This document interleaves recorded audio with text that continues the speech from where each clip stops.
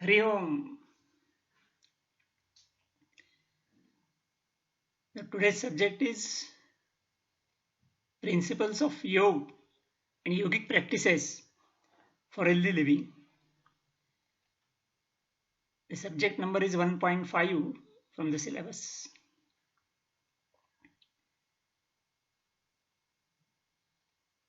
You see, the principles of yoga and of course yogic practices is a very generalized term. It can be explained in many ways. But we have to refer our syllabus, Yoga Certification Board, and also they have provided the guidebook.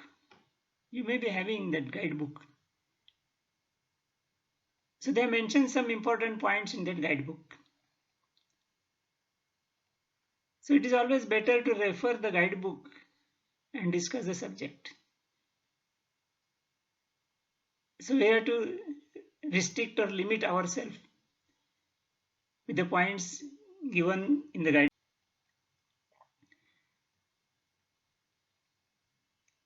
The varied points are mentioned. I will explain one by one. First is mentioned that Yama and Niyam, these are the basic and general principles of yoga. In one way it is true definitely, because Yama Niyamas are connected with the behavior of a person, which maintains the proper condition of body and mind. So we can call them definitely the principles of yoga. Nowadays, yoga has been spread throughout the world. But most of the people know that yoga is asana and asana is yoga, or at the most pranayam. That is not true. Asana and pranayam is there in the yoga. It is important practices, no doubt. But yama niyam are also equally important, which need to be studied by the yoga practitioner. And Patanjali wants to emphasize on these two components. So he has given the first and second serial number in Ashtanga Yoga. And if you study the proper concept of Yama and Niyam, definitely you will also agree with that. Yes, it is very important. Because if one doesn't follow Yama and Niyam, then it's very difficult to get the proper results of asana and pranayam also. So they are important. So it is right that it is said that Yama and Niyam are the basic and general principles of yoga. Yamas, you know, ahimsa, satya, asteya, brahmacharya, aparigraha. We all studied all these things. I don't want to go in detail of each every yama and niyam. Apparently, it looks that these yamas, these are meant for social discipline. It is correct. If everybody in the society follows yamas, then the whole social discipline also is maintained. That is really true. But Patanjali is not aiming to the social discipline. He wants to maintain the proper condition, proper status of mind of the yoga practitioner. Because ultimately, yoga is yoga chitta vritti nirodha, controlling the functions of mind. So when you want to control the mind, that mind must be on a proper state, proper level. And that state is maintained by following yamas. So your mind doesn't get disturbed. If you follow yamas, the mind will not get disturbed. If you think in the opposite way, if you don't follow yama, then every time the mind will get disturbed. And this you can realize. So maintaining I can say the equilibrium of mind. Yamas are essential, and that is why they are called basic and general principles of yoga. Same case with niyamas also. Apparently, it looks that niyamas are for self-discipline. It is there, correct? It is for self-discipline. Aim is same for yama and niyam both, maintaining the mental equilibrium. And these niyamas, to some extent, they help for the physical equilibrium also. So overall, we can say definitely, yoga practitioner is supposed to follow yamas and niyamas. If he follows the yamas, niyamas, he will be able to maintain the equilibrium of the body and mind through his behavioral pattern. So they are called basic principles.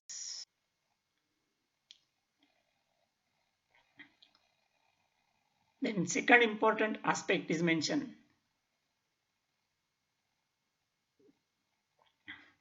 That is, yogic principles are related with ahar, vihar, achar and vichar. Ahar is food, vihar is relaxation, recreation, exertion, whatever it is. Achar is conduct and attitude in the life and toward the life. And vichar is thinking, which is followed by the actions. In a proper sense, we can say yoga is a way of life. It is not just doing 1 hour asana pranayam. In 23 hours, we can behave in any way. This is not a way of life. Yoga is giving the proper guidelines for each and every action in our life. And if we follow that, we can say, yes, we are following the yoga way of life. And yoga life is a specific word which has become very popular nowadays. Because the present lifestyle is very dangerous to our health of body and mind. And that has been known by the science and scientists also, and doctors also. Everywhere they recommend you follow yoga lifestyle. So that is what is followed on 4 levels: ahar, vihar, achar, and vichar.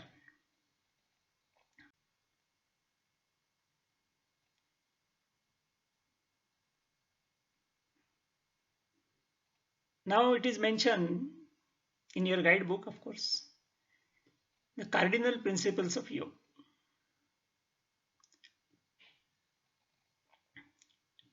These are also very important. And this point is explained in detail.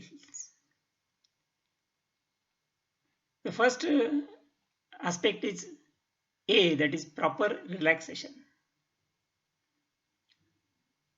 This is a very, very important aspect during the practice of yoga, including asana, pranayama and everything, as well as during the life also. The first point is relaxing the body. We'll study one by one. Body is supposed to work. Daytime and nighttime body is supposed to take relaxation. But if you think physical actions, using all skeletal muscles, we are making so many movements throughout the day. And when we are supposed to make the movement, the muscles has to work. But what is the importance of relaxation of body? It is a tendency of the body that if some movement is done, certain muscles take place in that movement. But at the same time, the muscles which are not a part and parcel of the movement, they also operate, either shrink or dilate. And this tendency is there in every human being. In some people it is more, some people it is less. So relaxing the body means, it doesn't mean that you have to stop all the movements. Carry on with all. But keep relaxed means the muscles which are not taking part in the movement, they must be relaxed. And exactly this is the meaning of Prayatna Shaitilya also, as explained by Patanjali in asanas. We'll take the example of asanas. We do the asanas, so we give stretch. We bend backward, forward, sideward, twisting, all that. So in every asana there are the stretch, the muscles are stretched and compressed. Some are stretched, some are compressed. But as I explained earlier, the other muscles which are not taking part in that movement, they are also stretched or compressed, which is to be avoided. That is what it is meant by relaxing the body. That is the meaning of Prayatna Shaitilya. So I say, when you are doing any asana, you attain a position and practice Shavasana in that asana. I mean, relax all the muscles. So you need not have to practice Shavasana. Even if you practice asanas for 1 hour, 2 hours, if you practice every asana as Shavasana, you need not have to practice separately Shavasana. So this is what is meant by relaxing the body. Suppose if you are walking, the leg muscles has to work, but not the hand muscles or face muscles. Relax those muscles. So energy is converted. You have to conserve the energy, because when the muscles work, they spend energy, whether it is useful or not. So wherever the muscles are not required to operate, that means they should not consume energy. You must relax them, so they will not consume energy. So the energy is conserved. And you will be able to work efficiently, because you will work more in less energy. So efficiency also increase. And for every movement in our day-to-day life, minimum energy is required, because you are relaxing the body. So minimum means whatever is required, yes, that is required. So we have to spend that energy, but that is minimum energy is required for each and every action in the day. And when you conserve the energy, it can be utilized in emergencies, particularly fight or flight situation. Some emergencies come, and we have to collect a lot of energy to save from the situation. So if the energy is already conserved with the relaxation, then definitely we can use that energy for our better results in fight or flight situation. Then this specific relaxation, as I already explained you, this will increase the stamina. Because your energy is conserved, so you can slowly use that energy. So your stamina is increased. And this technique particularly is very useful in physical activities like sports, acrobats, gymnasts, because they fight or flight situation is always there. Emergency is there, so they need excess energy. So they must consume less energy during the routine process, conserve the energy, and that can be utilized in the special activities. So this is how the proper relaxation on physical. Now relaxation on second level is breathing.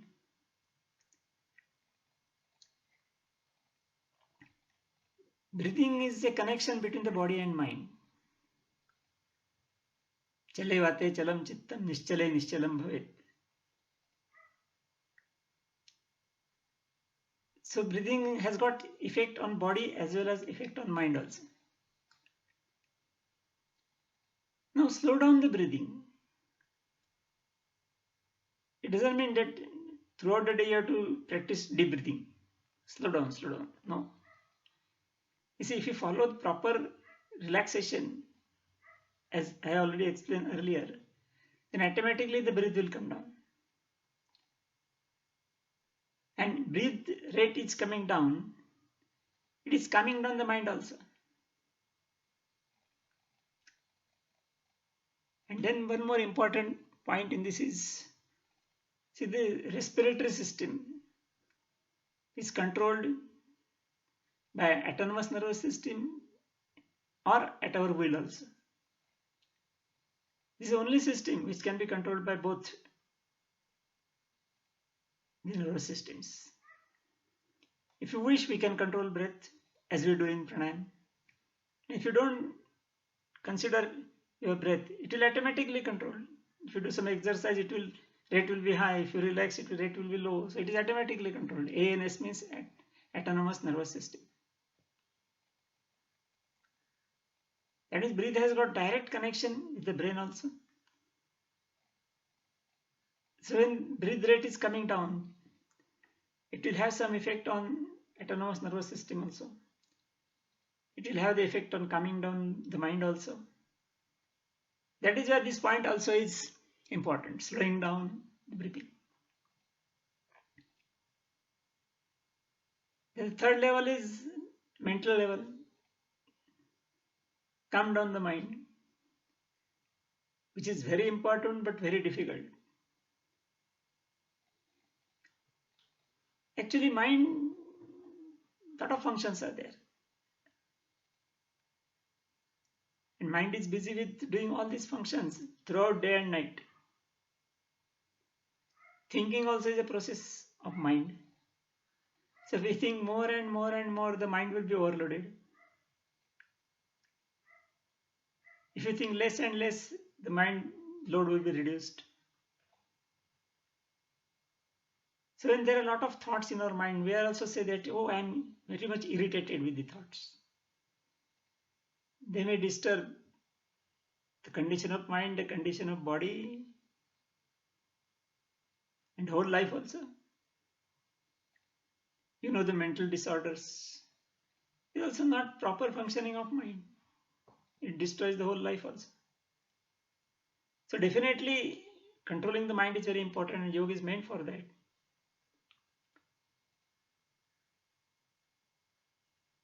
Rather, every practice is designed to control the functions of mind. Is yoga, chitta vritti nirodha, and all the practices are for yoga.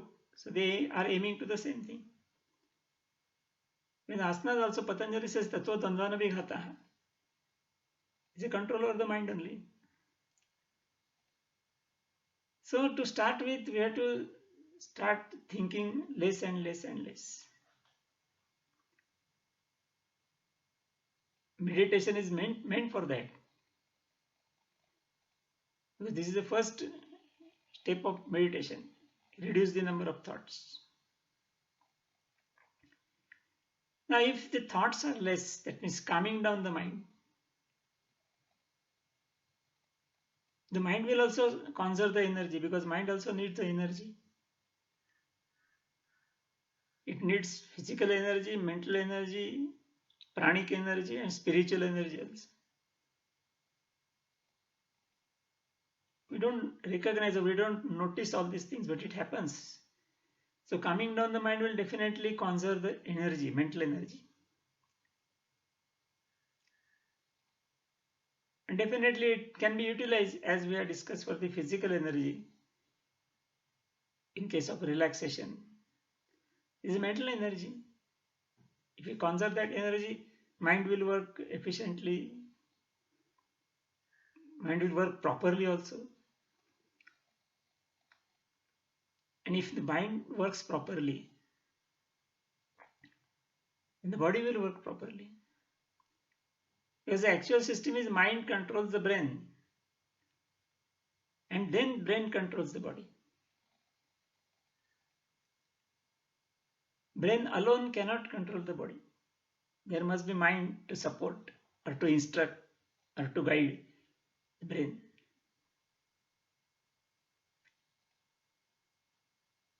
There are, in depression case, For that person, the body is perfectly okay, brain also is perfect, but he doesn't function because of depression, because mind is not supporting the brain. So brain doesn't function. So his whole life is idle. So mind is a major force behind the functioning of the brain and obviously the body also. So if the mind is weak because of consumption of energy, the whole control becomes weak. So functioning of the brain, functioning of the body is totally disturbed. And that is why calming down the mind will conserve the mental energy. And that will be definitely useful for controlling the brain and the body. So we can do better. That is how yoga also is aiming for calming down the mind. Because controlling and relaxing the body is little bit easier, we can say. But controlling and relaxing the mind is very, very difficult. And that is why Patanjali said that Bahiranga Yoga is for body. And controlling the mind, the Antaranga Yoga, he has developed a complete aspect of yoga, Antaranga Yoga. Dharana, Dhyana and Samadhi is explained in all that. Of course, in that case, there is not only the control, but the evolution of mind and finally dissolution of mind also is there in Dharana, Dhyana, Samadhi or Antaranga Yoga.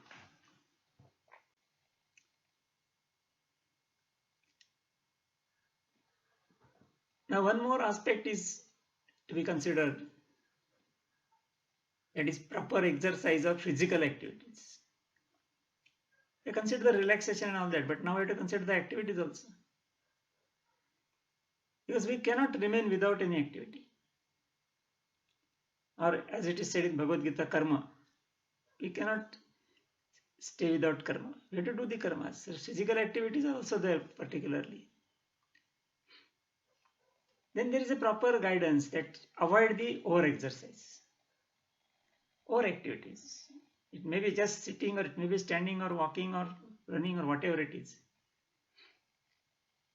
It should be within limit, not over. At the same time, it should not be under also. No less activity. You just can't sit for the full day. So it should not be over, it should not be under, and it should not be wrong also. Many times we do the wrong activities.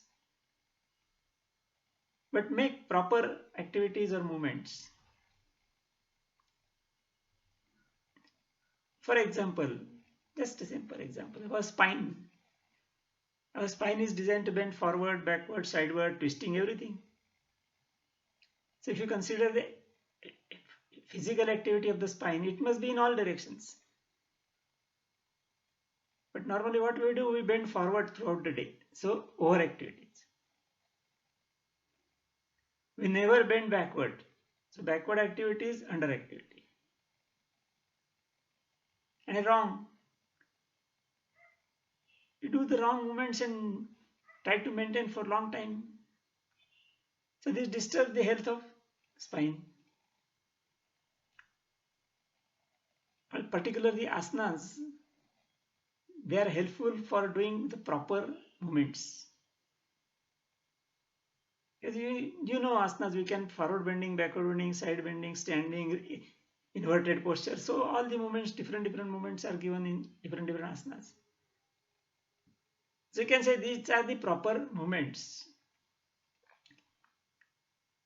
So that is also essential as a basic principle of yoga, is proper movements. Not only asanas, but throughout the day.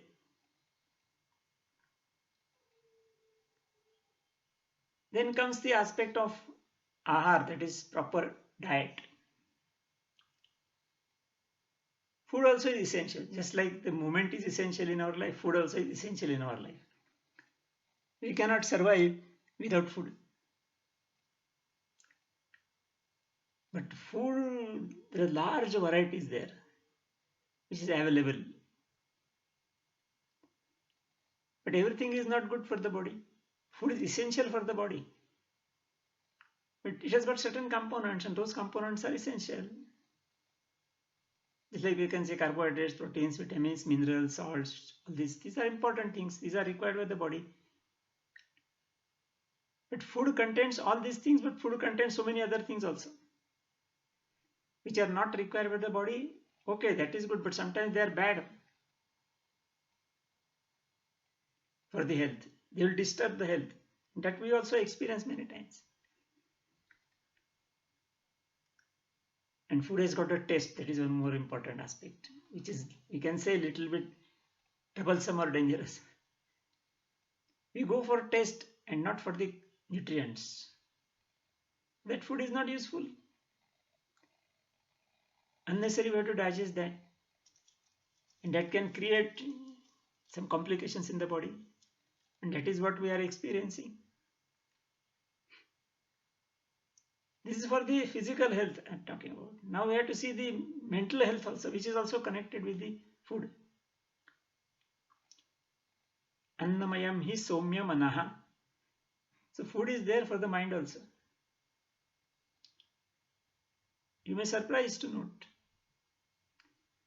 Because we know food is containing carbohydrates, proteins, vitamins, minerals, salts, and how these are connected with mind. These are the physical entities. But when we think of yoga, think of vegetarian diet. Because non-vegetarian diet is all dead food. Yoga doesn't recommend it. But vegetarian diet also, it is recommended to take the fresh. I mean, it has got some pranic energy also. It has got some mental energy also. So the pranic energy supports pranic energy in our body. Mental energy supports mental energy in the body. So as you take the food, it is definitely converted to nutrients and that are used by the body, but same time that food supports its mental status also. That changes the mental status also. And that is very nicely explained in Bhagavad Gita. Sattva Rajatama, Tamas Ahara. And I'm not going in details now. It might have been explained in some other lecture. But Tamas Ahara can develop the mind in a tamas state. So that person will start behaving like that. That is what we observe also. And Sattvic Ahara will develop the Sattvic state of mind. The behavior of the person will be like that. So that is how the proper Sattvic diet. And there are so many aspects of food. There are some separate lectures also where they are on the food. So I don't want to go in details right now. But one guideline is given here that avoid overeating, undereating, and wrong eating. But take the proper diet, and that is called mitahar. Mitahar doesn't mean less food. Mita is not less. Mita is proper. Not over, not under, and not wrong. That is called mitahar. So mitahar is recommended in yoga.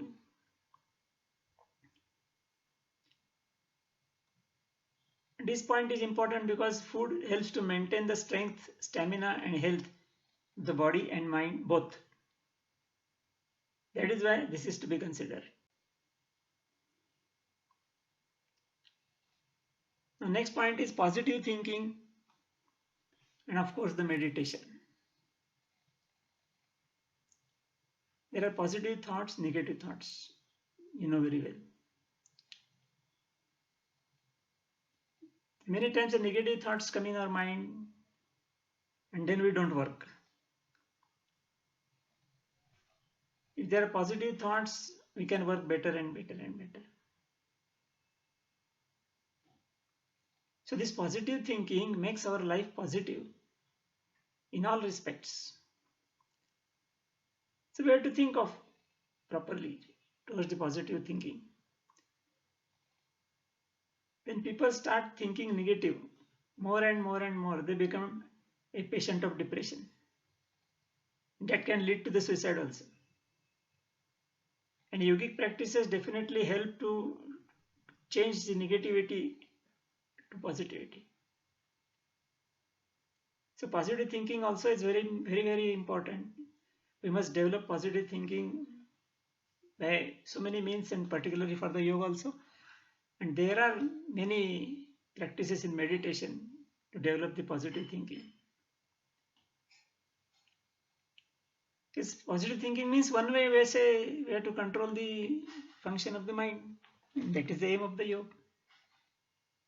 So yoga definitely helps to develop the positive thinking attitude.